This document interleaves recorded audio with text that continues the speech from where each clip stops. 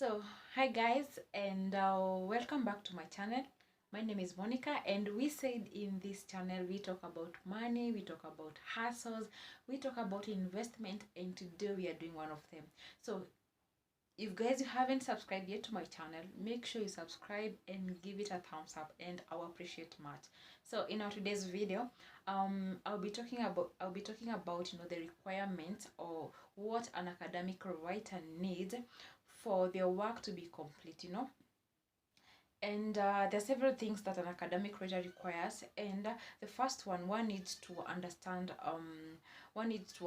like what, the kind of paper that one is given. Is it a research paper, and what is expected in this research paper? You need to know that. Is it, sometimes you can be given like maybe to do a speech. These ones are very basic.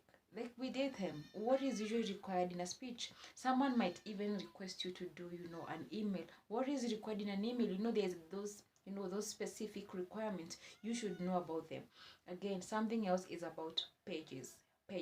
Someone might tell you, I want a research paper about a given topic, and I want it to be, 3 pages. So what should you know about this?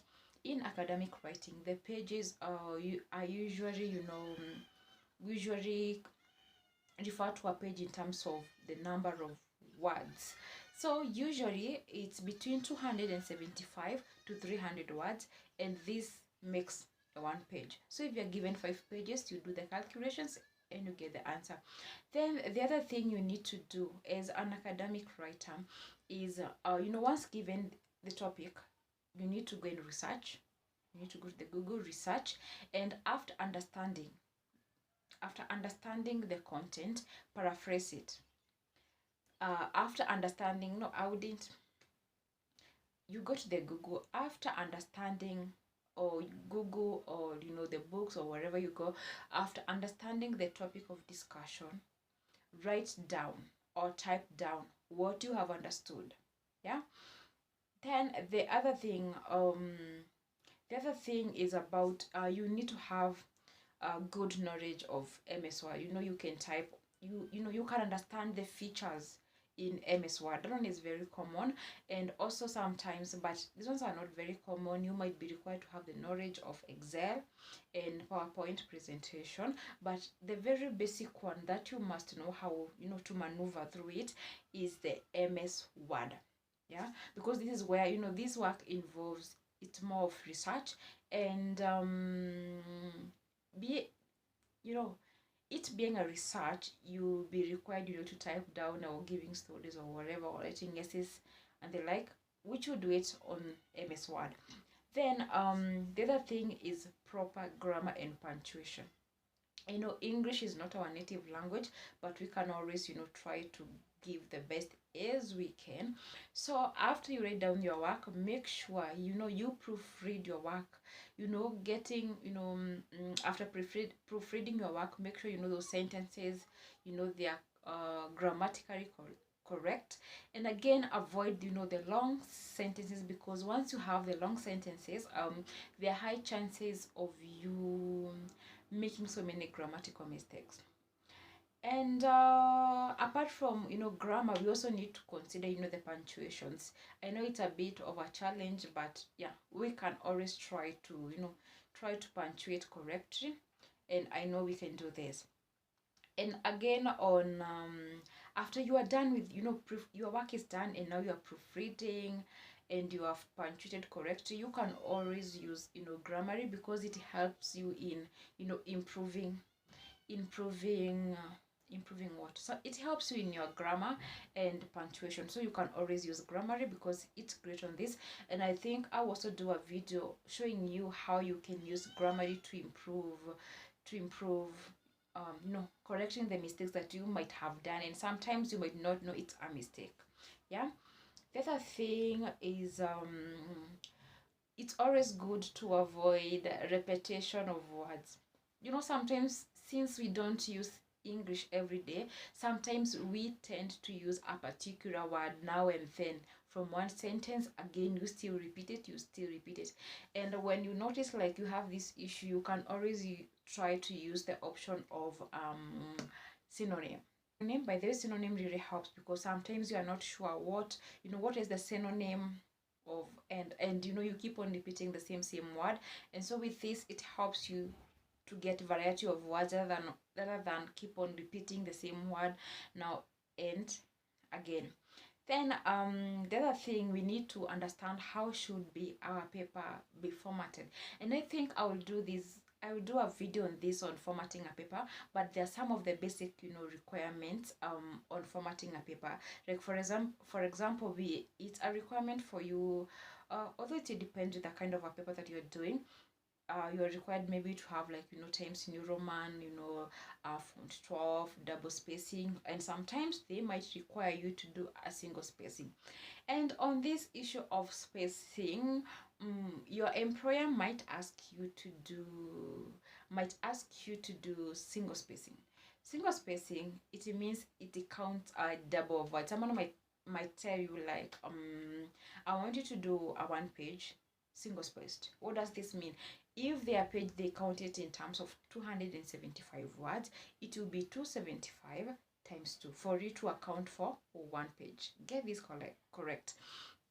If their page is 300 and they tell you, I want you to deliver 1 page single spaced, it should be 300 times 2, which equals to 600 words. So that one gonna account for 1 page. But if at all they tell you that I want a 1 page double spaced, it means it's 300 words or 275 words, depending on their requirement. Then again, you need to understand the referencing styles. We have different referencing styles, and if you ask, for example, to do an APA, you need to understand how is APA done, how is MLA done, how is Chicago done, how is Harvard done, and all those things. The other requirement for you, you also need to know where should you get your sources. Of course, you have your work done, and you cannot go there referencing some sources. Let me not mention name, but you cannot, this one is serious work, and you cannot just go referencing any source that you get along the way. You are required to provide maybe some books or maybe some journals, and there are places where you can get your sources. And I think I also do a video on this, where you can get your sources from, because we want you to get credible sources, and we didn't want you to have issues on your sources. Then the other thing, which is the final thing, I think as an academic writer you should be having this, is avoiding plagiarism. And I don't know why plagiarism usually arises, and especially when it's in a higher percentage. But I think if you follow the method, like read, understand what you have read, and then write it down or type it down, chances of getting plagiarism are minimal. I know someone might, for beginners, you might not understand what is plagiarism, but plagiarism is, according to Google, it's the representation of another author, language, or ideas. So let me put it in the layman's language. What is plagiarism? Plagiarism is, for example, if today you are told to define, or maybe you are told to define what is, you are told to define what is academic writing. You go directly to the Google, you will get so many results, and maybe you pick one of them, and then the way it is written directly, you just take it. It's like you just copy and paste. So that is plagiarism, because these ideas are not your own.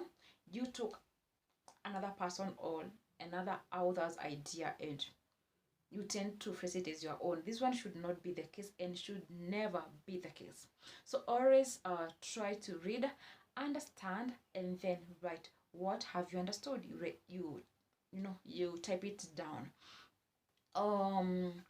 However, sometimes plagiarism might arise. You might get plagiarism, and how do you know your work has got plagiarism?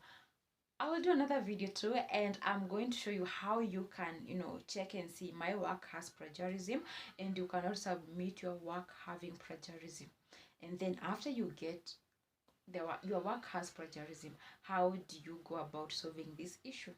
So guys, I will do another video doing this because I know this content is a bit, it's detailed, so I will do it bit in bit. So guys, see you next time for the next video, and thanks so much for watching. Make sure you subscribe and give this video a thumbs up. Thank you guys, and bye bye.